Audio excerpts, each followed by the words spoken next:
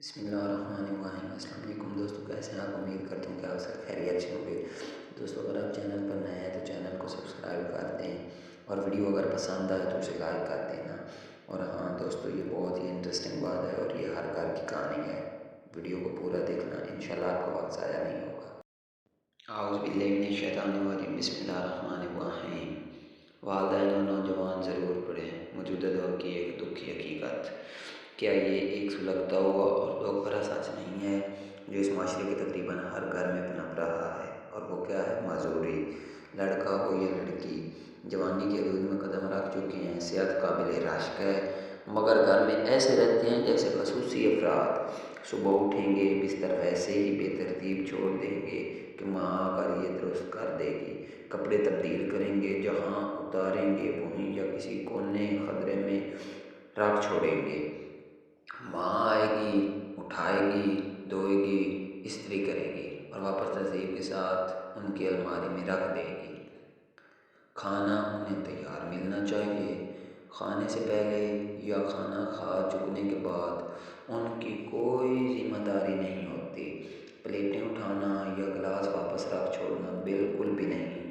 ماں آئے گی اور وہی یہ سارے کام کرے گی۔ یہ سارے کام کرنے کے لیے انہوں نے ماں جو ہے وہ رکھی ہوئی اور خود معذور بنے ہوئے ہیں۔ اسکول، کالج یا یونیورسٹی جائیں گے، واپس لوٹیں گے تو سونے کے لیے اسنیپ چیٹ، واٹس ایپ یا ٹک ٹاک پر مستی کے لیے، ٹویٹر، انسٹاگرام پر وقت گزارنے کے لیے یا پھر اپنے پسندیدہ سیریل اور ڈرامے دیکھنے کے لیے کھانا وہیں بیٹھے منگوائیں گے۔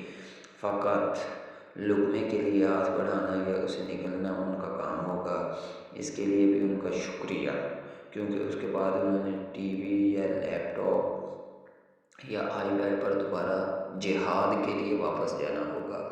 کبھی کبھار یہ اپنے فارغ وقت میں گھر کے دوسرے افراد کے ساتھ بیٹھنے کی مہربانی بھی کر دیتے ہیں، مگر کیا مجال ہے کہ اس دوران یہ اپنے موبائل کی اسکرین سے نظریں ہٹائیں یا اپنے ان پیاروں کے نزدیک رہنا چاہتے ہیں جنہوں نے ابھی ابھی کوئی کمنٹ کیا ہے، قیمتی اسٹیٹس اپلوڈ کیا ہے یا کوئی تصویر بھیجی ہے۔ فوراً کمنٹ کر کے ان کی دل جوئی کرنا ان کا اولین فرض ہوتا ہے۔ اور یہ والے صاحبان گھر میں بھلے کوئی انتہائی چھوٹا سا کام ہی کیوں نہ ہو، وہ کوئی ذمہ داری لینے کو تیار نہیں ہوتے۔ اپنی جگہ پر گند مچا کر اٹھ جاتے ہیں۔ کھانا پسند نہ آئے تو ناراض ہونا اپنا فرض اولین سمجھتے ہیں۔ گھر میں کوئی قابل مرمت کام یا قابل تبدیل چیز دیکھ بھی لیں تو انجان بن کر گزر جاتے ہیں، کیونکہ یہ ذمہ داری تو باپ کی ہوتی ہے۔ صفائی ستھرائی یا ترتیب ماں کی ذمہ داری ہوتی ہے۔ بدقسمتی کی بات تو یہ ہے کہ یہ دلسوز منظر تقریباً ہر گھر میں دیکھا جا سکتا ہے۔ ان سب وجوہات کی بنا پر ہم برملا یہ کہہ سکتے ہیں کہ تمام اعضاء صحیح سلامت ہونے کے باوجود بھی ہم ایک معذور نسل پروان چڑھا رہے ہیں۔ جی ہاں، بالکل ایک معذور نسل۔ خیر سے ہماری تیار نسل کے تصرفات دیکھیے، لگتا ہے یہ اس گھر میں مہمان ہیں۔ سبسکرائب نہ کوئی تمام کرنے والے، نہ ہی کسی کام میں مدد کرنے